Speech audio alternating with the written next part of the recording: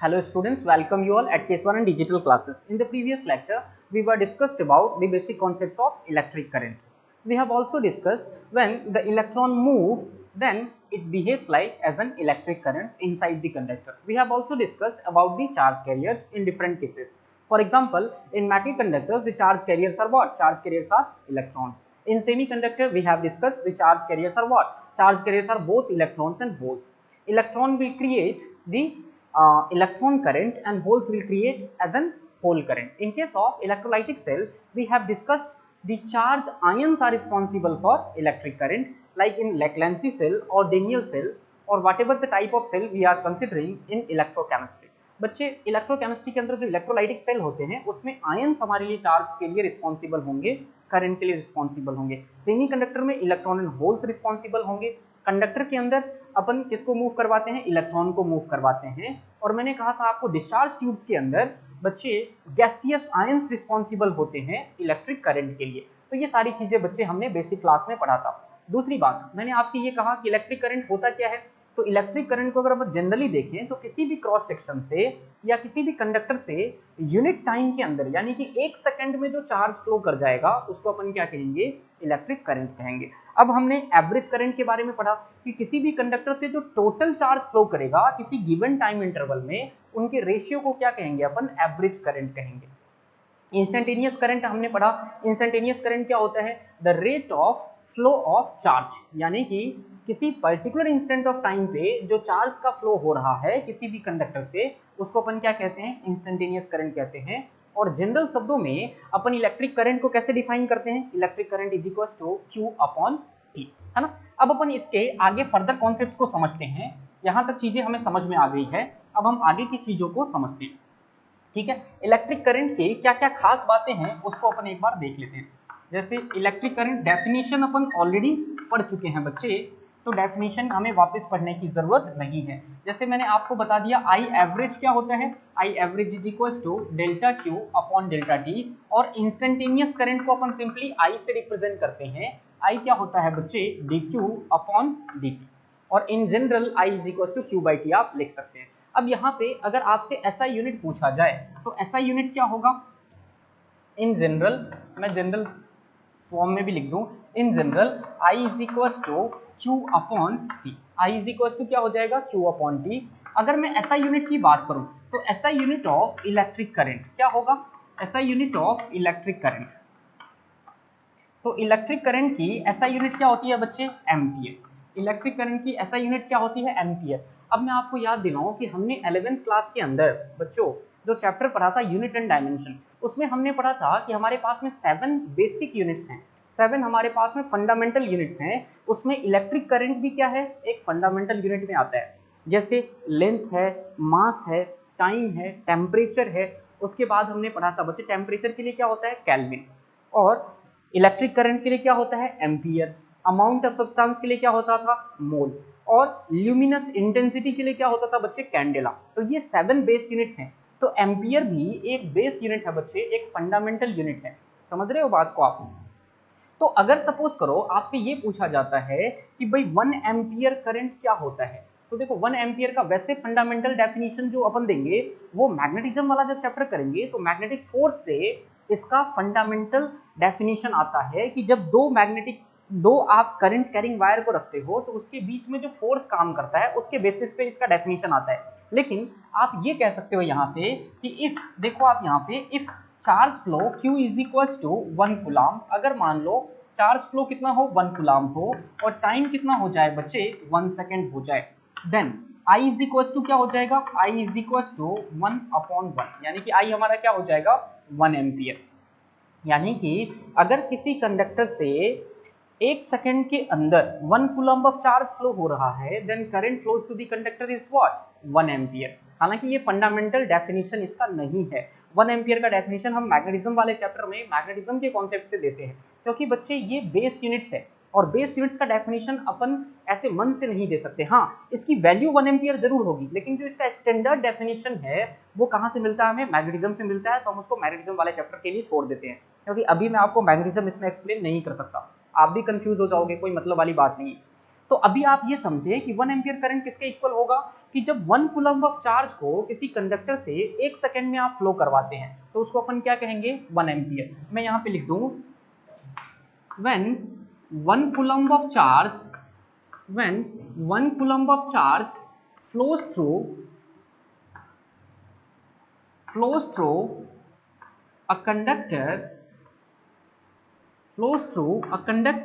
during time 1 second, during time interval of 1 second, then during time interval of 1 second, then the current flows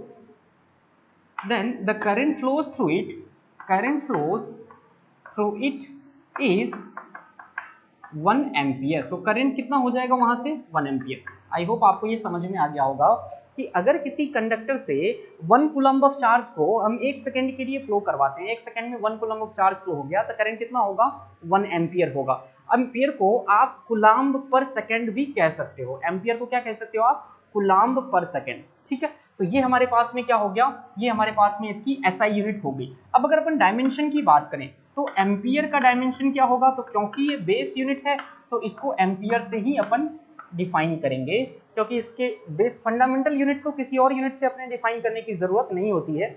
ये हमने बच्चे unit and dimension वाले chapter में पढ़ा है। जैसे लेंथ के लिए एल ही आता है, मास के लिए एम ही आता है, टाइम के लिए टी ही आता है, इसी तरह से एम्पियर के लिए ए ही आएगा, केवल ए आएगा। मास, लेंथ और टाइम यहाँ पे अवेलेबल नहीं है। आप चाहो तो इसे ऐसे भी लिख सकते हो m0, L0, T0 and A1, क्योंकि मास, लेंथ और टाइम यहाँ अवेलेबल नहीं है तो केवल हमारे पास में क्या आएगा, एम्पियर आएगा। और एम्पियर की वैल्यू क्या हो जाएगी बच्चे, एम्पियर की वैल्यू हो जाएगी 1, ठीक है। तो ये बात आपको समझ में आ गई। नेक्स्ट इंपॉर्टेंट बात क्या है कि ये जो हमारे पास में करंट है बच्चे, करंट का डायरेक्शन क्या लेते हैं अपन, तो करंट का डायरेक्शन लेते हैं अलोंग द चार्ज। अगर किसका फ्लो हो रहा है, पॉजिटिव चार्ज का फ्लो हो रहा है। तो यहाँ पे मैं लिख देता हूं direction of current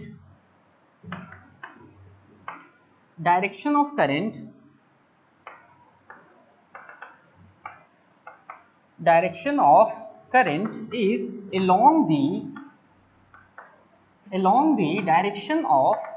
the direction of motion of charge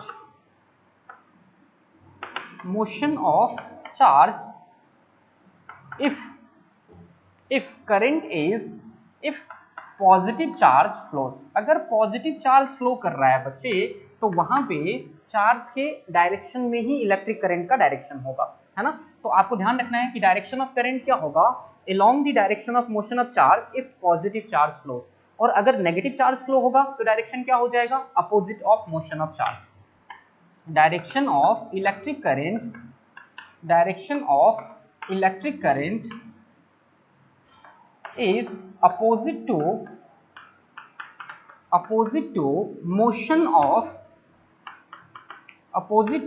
motion of charge if negative charge flows।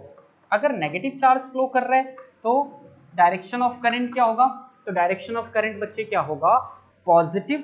Direction of current क्या हो जाएगा, अपोजिट हो जाएगा। डायरेक्शन ऑफ करंट क्या हो जाएगा, अपोजिट हो जाएगा। अब दूसरी बात, ये तो हमारे पास में चार्ज का कॉन्सेप्ट हो गया। अगर आपसे किसी इलेक्ट्रिक सर्किट में पूछे जिसमें बैटरी लगा हुआ है, देखो आप यहाँ पे, ये समझ में आ गई बात आपको, पॉजिटिव चार्ज फ्लो कर रहा है तो डायरेक्शन ऑफ करंट क्या होगा, तो डायरेक्शन ऑफ करंट बच्चे पॉजिटिव चार्ज के मोशन के अलोंग होगा।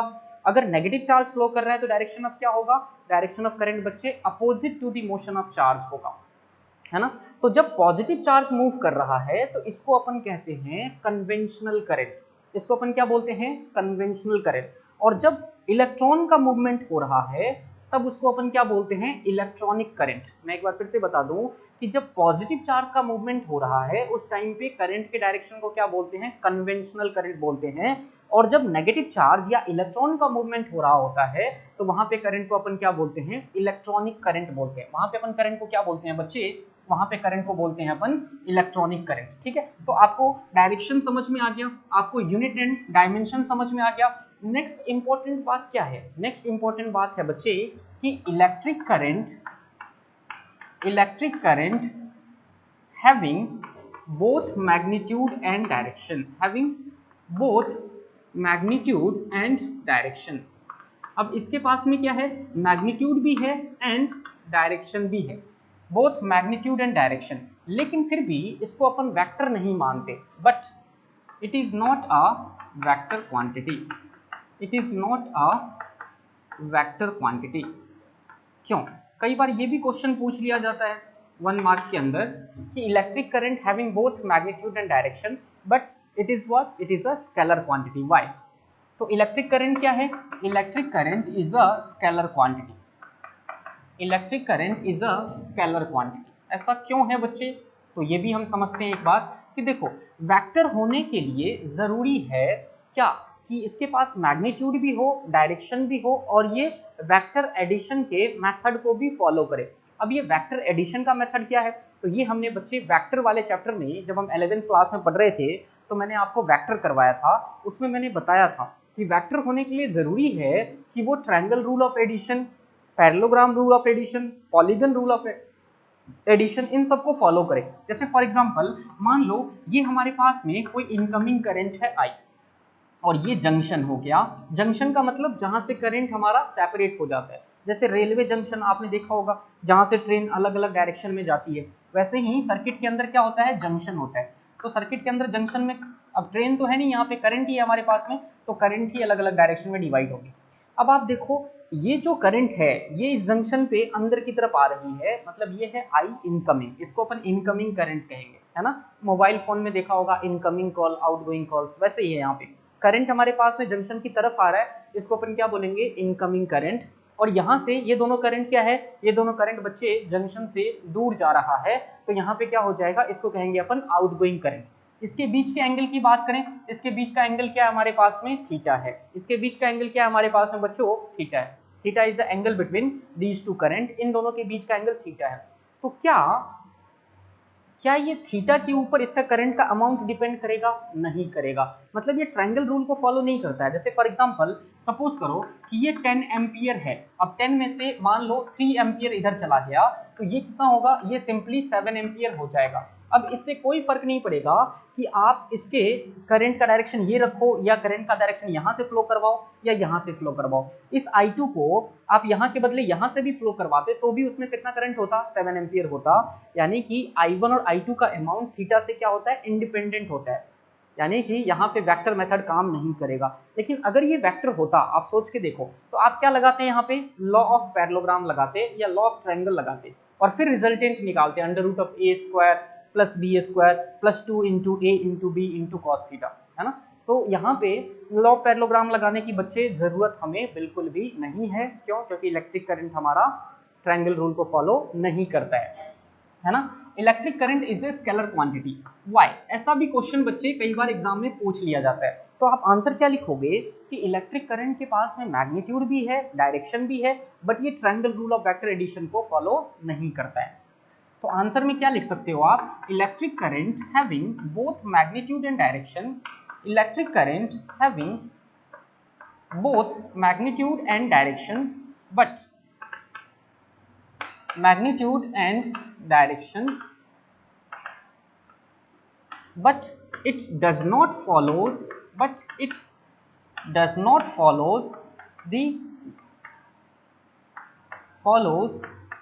the method of vector addition,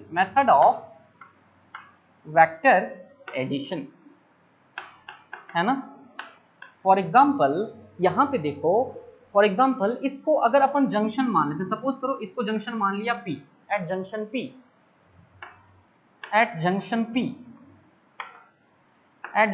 P the value of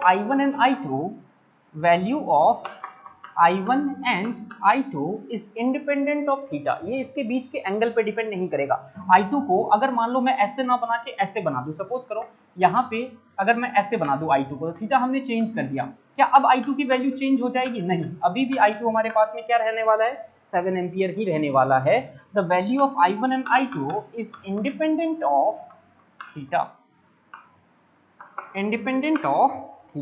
तो I1 एंड I2 की जो वैल्यू है बच्चे वो थीटा से क्या है, वो थीटा से हमारे पास में इंडिपेंडेंट होगा। इससे कोई फर्क नहीं पड़ेगा, केवल आपको ये देखना है कि करंट किस डायरेक्शन में जा रहा है। अगर जंक्शन की तरफ जा रहा है तो इसको कहते हैं अपन इनकमिंग करंट, और जंक्शन से दूर जा रहा है तो इसको अपन क्या बोलते हैं, आउटगोइंग करंट। ये भी किरचॉफ्स ने दिया था। किरचॉफ्स बच्चे एक साइंटिस्ट थे जिन्होंने किरचॉफ्स जंक्शन लॉ दिया था। तो किसी भी जंक्शन के ऊपर टोटल इनकमिंग और टोटल आउटगोइंग क्या होता है, इक्वल होता है ना। किरचॉफ्स लॉ भी है हमारे पास टॉपिक, इसी चैप्टर में है, तो उसको भी आगे पढ़ेंगे अपन। लेकिन फिलहाल आप ये देखो कि टोटल इनकमिंग और टोटल आउटगोइंग इक्वल होगा, लेकिन ये थीटा से क्या होगा, इंडिपेंडेंट होगा, यानी कि वेक्टर मेथड को फॉलो नहीं करता है। अगर ये वेक्टर मेथड को फॉलो करता तो इन दोनों के रिजल्टेंट में थीटा चेंज करते तो ऑब्वियस ही बात है हमारा रिजल्टेंट क्या हो जाता, चेंज हो जाता, लेकिन ऐसा होता नहीं है। ठीक है, तो आई होप आपको ये समझ में आ गया होगा। अपन एक छोटा सा क्वेश्चन करते हैं और नेक्स्ट टॉपिक पे चलते हैं। ठीक है, मैं इसको इरेज कर देता हूं। तो इलेक्ट्रिक करंट क्या हो गया, स्केलर, आपको ध्यान रखना है। सपोज करो मैंने यहां पे क्वेश्चन लिया, a conductor having cross section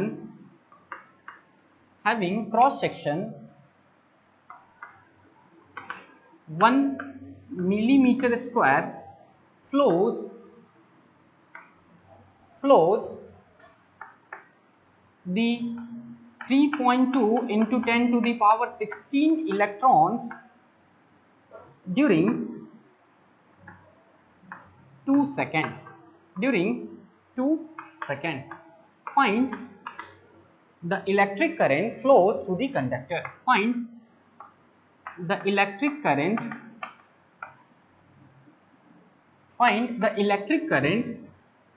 flows through the conductor. Find the electric current flows through the conductor. यहाँ पे देखो क्या है, कोई क्रॉस सेक्शन है हमारे पास में जिसका एरिया क्या है, 1 मिलीमीटर स्क्वायर। क्रॉस सेक्शन का एरिया क्या है हमारे पास में, area of the cross section दिया हुआ है 1 मिलीमीटर स्क्वायर, है ना। अब यहाँ से जो चार्ज का फ्लो हो रहा है वो कितना हो रहा है, तो सपोज करो चार्ज का फ्लो हो रहा है Q। चार्ज का फ्लो क्या हो रहा है बच्चे, Q हो रहा है। अब यहाँ पे चार्ज जो है वो किसके फॉर्म में है बच्चों, इलेक्ट्रॉन के फॉर्म में है। तो देखो कितने इलेक्ट्रॉन फ्लो कर रहे हैं, 3 into 10 to the power 16 electron. तो यहाँ पे ये नंबर ऑफ इलेक्ट्रॉन दिया हुआ है बच्चे, चार्ज दिया हुआ नहीं है। ठीक है, दूसरी बात, टाइम हमारे पास में क्या दिया हुआ है, टाइम हमारे पास में दिया हुआ है 2 सेकेंड। तो सबसे पहले तो आप क्वेश्चन में देखो कि आपके पास गिवन क्या है। तो क्वेश्चन में आपके पास गिवन है बच्चे नंबर ऑफ इलेक्ट्रॉन्स, और इसकी वैल्यू क्या है, तो नंबर ऑफ इलेक्ट्रॉन्स की वैल्यू है n is equals to 3.2 into 10 raise to the power 16। ये क्या है, नंबर ऑफ इलेक्ट्रॉन है। तो अगर अपन चार्ज की बात करेंगे तो चार्ज निकालने के लिए क्या लगाएंगे अपन, क्वांटाइजेशन, जो हमने फर्स्ट चैप्टर में पढ़ा था बच्चे। तो यूजिंग क्वांटाइजेशन, अगर अपन क्वांटाइजेशन को याद करें तो क्वांटाइजेशन में हमने क्या पढ़ा, क्वांटाइजेशन में बच्चे हमने पढ़ा कि Q इज इक्वल्स टू क्या होता है, Q is equals to NE। Q is equals to क्या होता है बच्चे, Q इज इक्वल्स टू होता है NE। N क्या यहाँ पे नंबर ऑफ इलेक्ट्रॉन है, E क्या है बच्चों हमारे पास में इलेक्ट्रॉन चार्ज है। तो यहाँ पे वैल्यू क्या मिल जाएगा, पहले तो आप N की वैल्यू पुट कर दो, 3.2 into 10 to the power 16 multiplied by electron charge.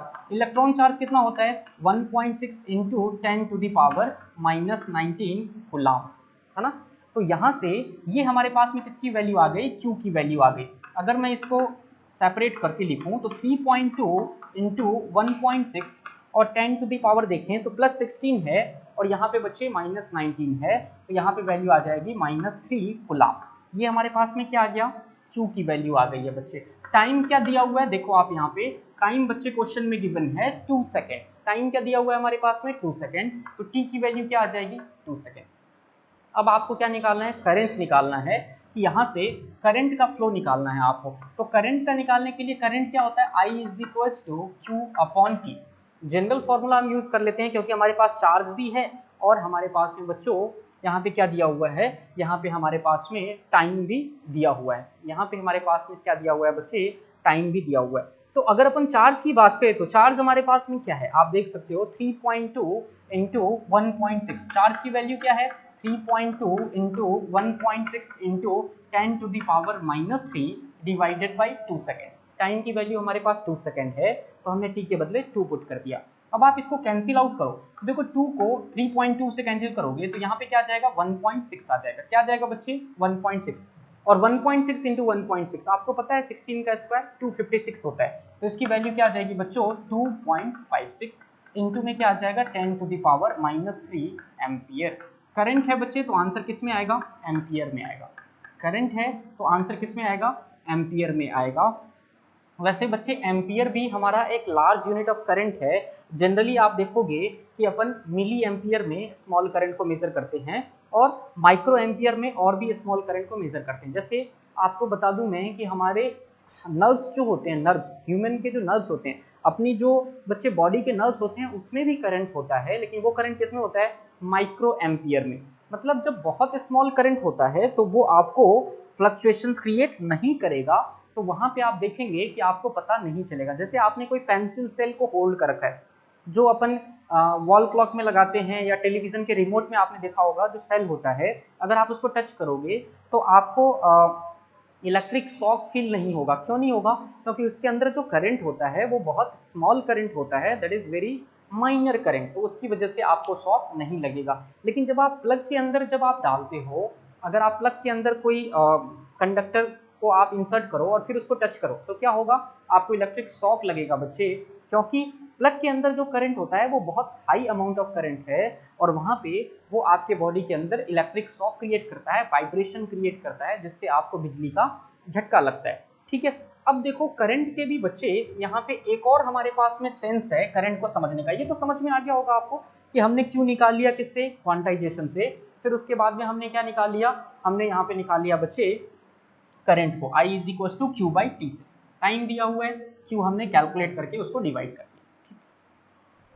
अब बच्चे देखो यहाँ पे कि इलेक्ट्रिक करंट जो है हमारे पास में, ये भी हमारे पास में दो तरह के होते हैं। अगर मैं इलेक्ट्रिक करंट के आपको बताऊं कि इलेक्ट्रिक करंट को या इलेक्ट्रिसिटी को देखें तो करंट हमारे पास में दो तरह के होते हैं जनरली। एक तो होता है हमारे पास में डायरेक्ट करंट, जिसको आप जनरल शब्दों में क्या कहते हो बच्चे, डीसी कहते हो, है ना, डीसी। ठीक है, दूसरा हमारे पास में करंट होता है ऑल्टरनेटिंग करंट। दूसरा हमारे पास में करंट क्या होता है, ऑल्टरनेटिंग करंट। और ऑल्टरनेटिंग करंट को किससे रिप्रेजेंट करते हैं अपन, एसी से रिप्रेजेंट करते हैं।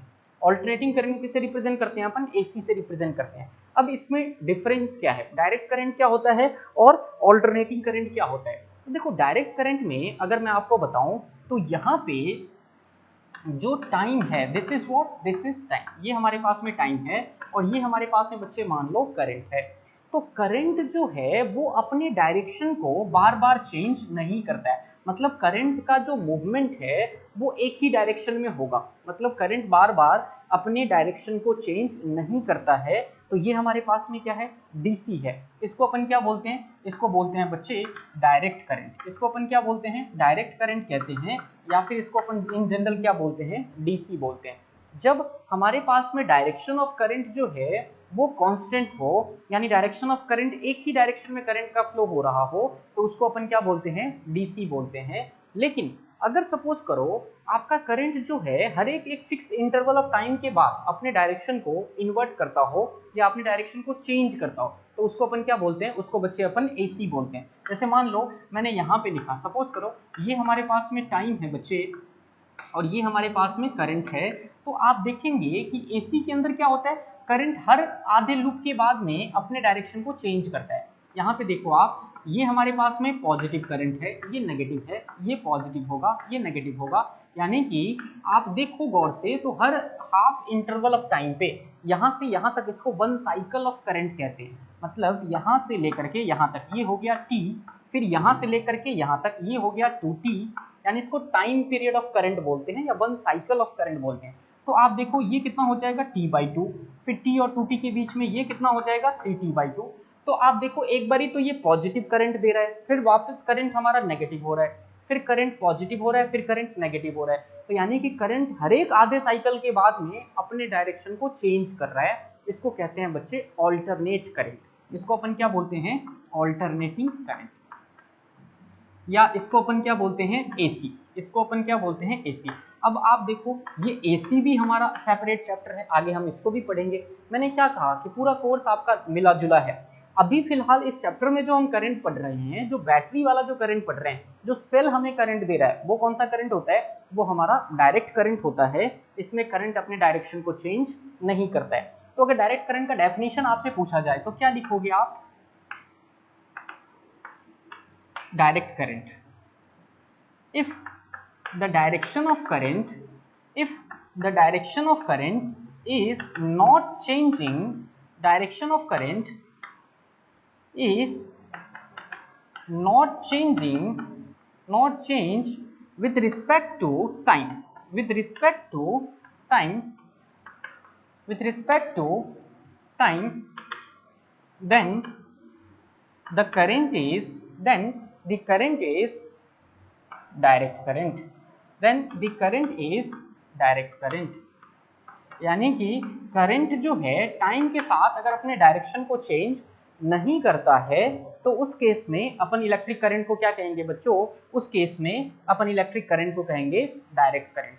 ठीक है, अब अपन समझते हैं कि ऑल्टरनेटिंग करंट क्या है। अभी मैंने आपको बताया कि जब करंट हर एक हाफ साइकिल के बाद अपनी पोलैरिटी को चेंज कर लेता है, पोलैरिटी मतलब डायरेक्शन को चेंज कर लेता है, मतलब यहाँ पे पॉजिटिव करंट, फिर नेगेटिव, फिर पॉजिटिव, फिर नेगेटिव, इसके बारे में भी हम डिटेल में पढ़ेंगे ऐसा क्यों होता है। फिर टाइम पीरियड का कैलकुलेशन भी है, इसमें आरएमएस वैल्यू, बहुत सारी चीजें हैं। ये पूरा हमारा कंप्लीट चैप्टर है बच्चे ऑल्टरनेटिंग करंट का।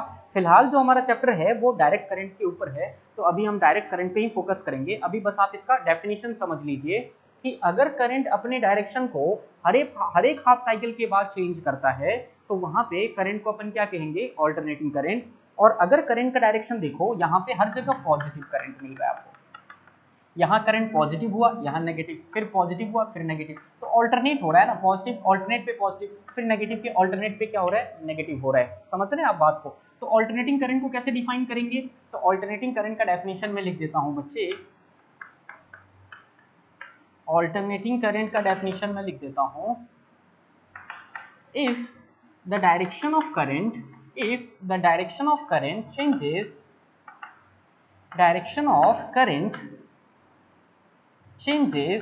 after each half cycle,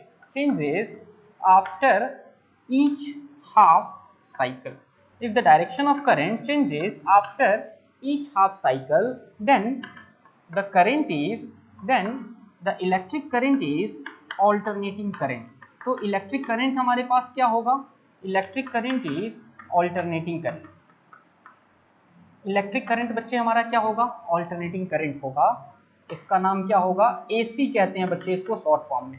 हमारे घर के अंदर जो सप्लाई आता है बच्चे, जो ट्रांसफार्मर से जो सप्लाई आता है वो कौन सा करंट है? वो एसी है। लेकिन आपके जो घर के अंदर जो वॉल के अंदर जो क्लॉक होता है, वॉल क्लॉक जो लगा होता है, या आपने रिस्ट वॉच के अंदर भी आपने देखे होंगे सेल लगे होते हैं, ये सभी क्या है? डायरेक्ट करंट है बच्चे। या रिमोट के अंदर जो सेल लगा हुआ है जो वो भी करंट देता है, वो कौन सा करंट देता है? डायरेक्ट करंट देता है।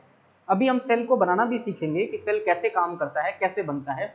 हालांकि उसके बेसिक्स मैंने आपको कैपेसिटर में समझाए थे, अभी हम सेल को डिटेल में पढ़ने वाले हैं। ठीक है, तो सेल से जो हमें करंट मिलता है वो बेसिकली कौन सा करंट है? वो बेसिकली बच्चे हमारे पास में डायरेक्ट करंट है। और इन जनरल जो करंट हमारे पास अपने डायरेक्शन को बार बार शिफ्ट करता है या चेंज करता है उसको अपन क्या बोलते हैं? ऑल्टरनेटिंग करंट बोलते हैं। तो अपन चलते हैं नेक्स्ट टॉपिक की तरफ, दैट इज करंट डेंसिटी। अपन समझेंगे, नेक्स्ट टॉपिक की तरफ चल रहे हैं अपन। करंट डेंसिटी क्या होता है इसको समझने की अपन कोशिश करेंगे। ठीक है, so the next topic is what? Current density.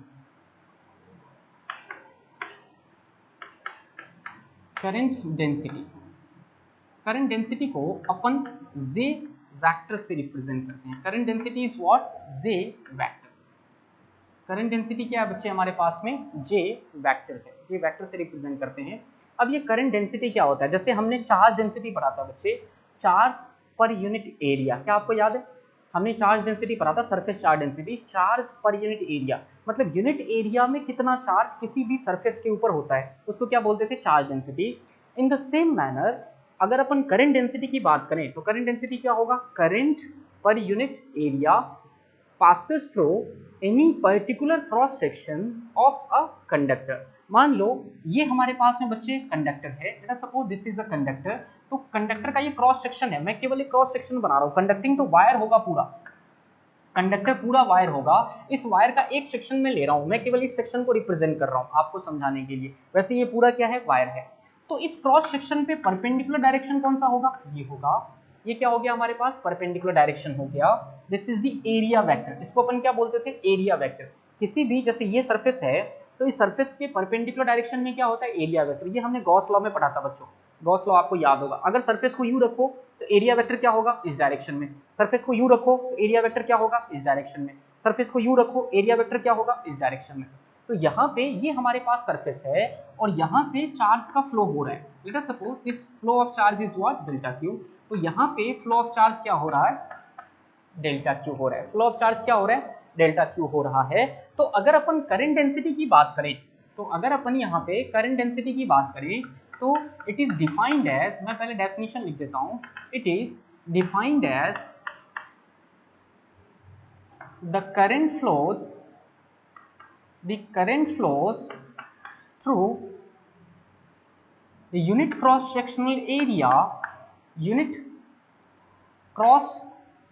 sectional area of conductor during unit cross sectional area, the current flows through unit cross sectional area of the conductor along the perpendicular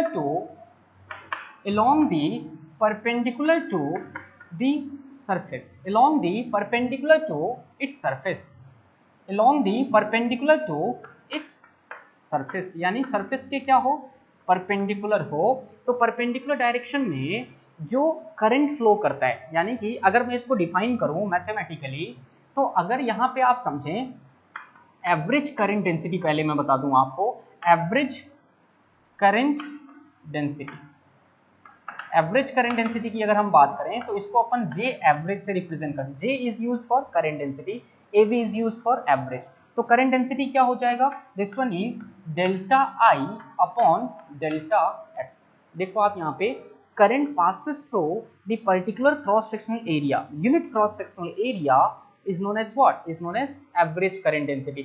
या आप यूं कह सकते हैं कि the total current passes through total cross sectional area of the conductor along the perpendicular direction। आपको ध्यान रखना है कि ये सरफेस के नॉर्मल डायरेक्शन में ही हम करंट लेंगे।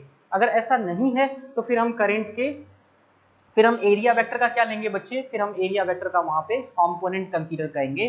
तो जे एवरेज क्या हो जाएगा, जे एवरेज हो जाएगा delta I upon delta S, है ना। और अगर आप इसी में इंस्टेंटेनियस करंट की बात करेंगे तो इंस्टेंटेनियस में क्या हो जाएगा, एरिया हमारा मिनिमाइज हो जाएगा। मैंने इंस्टेंटेनियस के लिए क्या कहा, इंस्टेंटेनियस में हर जगह क्या होगा, डिनोमिनेटर को आप मिनिमाइज कर दो या इनफाइनाइटेसिमली स्मॉल ले लो, तो वहां पे आपको क्या मिल जाएगा, एवरेज करंट डेंसिटी मिल जाएगा, है ना। Sorry, instantaneous current density. तो यहाँ पे अगर मैं इंस्टेंटेनियस करंट डेंसिटी की बात करूं, इंस्टेंटेनियस करंट डेंसिटी इज, तो इंस्टेंटेनियस करंट डेंसिटी क्या हो जाएगा बच्चे, J is equal to D I upon D T. J क्या हो जाएगा हमारे पास में, J is equal to D I upon D T.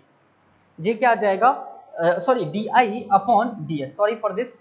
ये क्या है बच्चे हमारे पास में, डी एस को जब आप मिनिमाइज करोगे तो क्या हो जाएगा, डेल्टा एस को, तो डी एस आ जाएगा D I upon D S. ठीक है, तो ये हमारे पास में क्या आ गया, डी आई की वैल्यू है।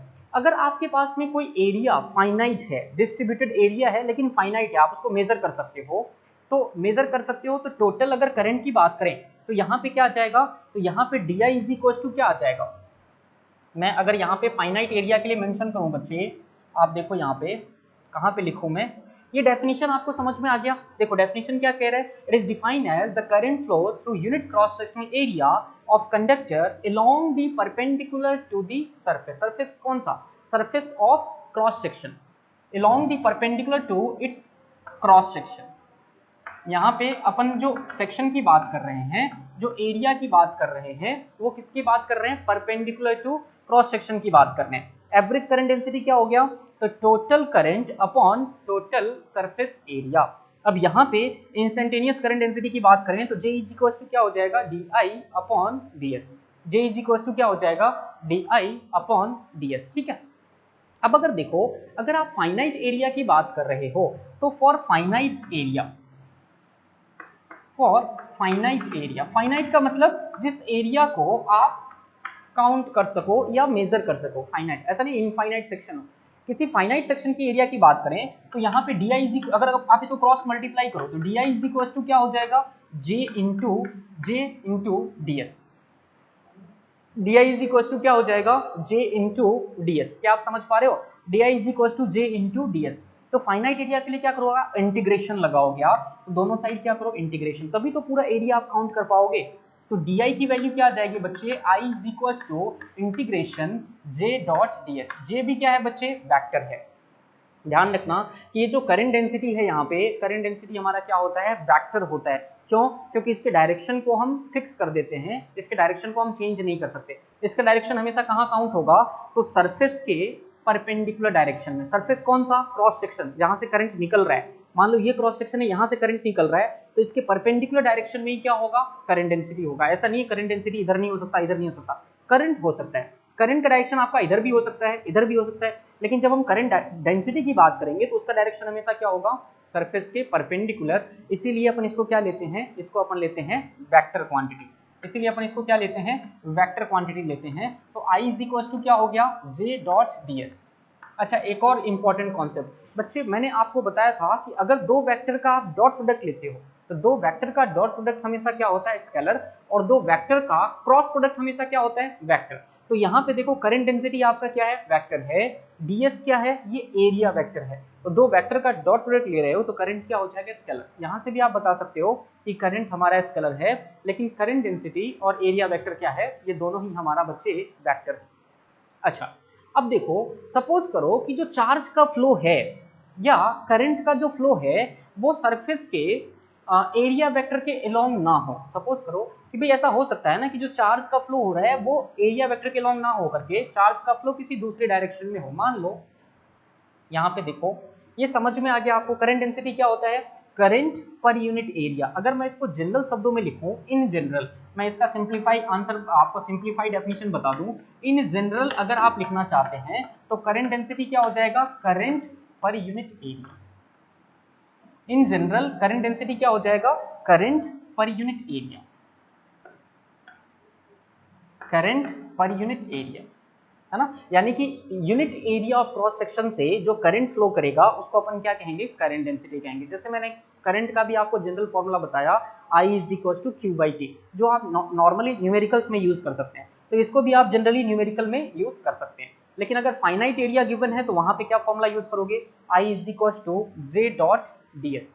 और अगर एवरेज करंट डेंसिटी पूछे तो क्या यूज करोगे आप, delta I upon delta S. अगर इंस्टेंटेनियस करंट डेंसिटी पूछे तो क्या यूज करोगे आप, D I upon D S. D आई क्या है बच्चे, यहाँ पे करंट है, डी एस क्या है, यहाँ पे क्रॉस सेक्शनल एरिया है। अब आप देखो, अगर सपोज करो कि यहाँ पे मैं एक सिचुएशन लेता हूँ, देखो आप यहाँ पे देखो, अभी मैंने आपको क्या बताया, J इज इक्वल टू क्या है, J is equal to delta I upon delta S, वी है, ये हमें पता है। करंट डेंसिटी का हमने अभी जो बेसिक पढ़ा, एवरेज करंट डेंसिटी क्या है, del I upon del S. अगर मान लो, सपोज करो ये मैं सिचुएशन लेता हूँ, मान लो ये आपके पास सिचुएशन है, एरिया वेक्टर तो ये है, ठीक है, लेकिन अगर सपोज करो कि चार्ज का जो फ्लो है वो इस डायरेक्शन में हो रहा है, चार्ज मतलब करंट का फ्लो इस डायरेक्शन में हो रहा है, यहाँ पे करंट यू फ्लो कर रहा है, this is the direction of current.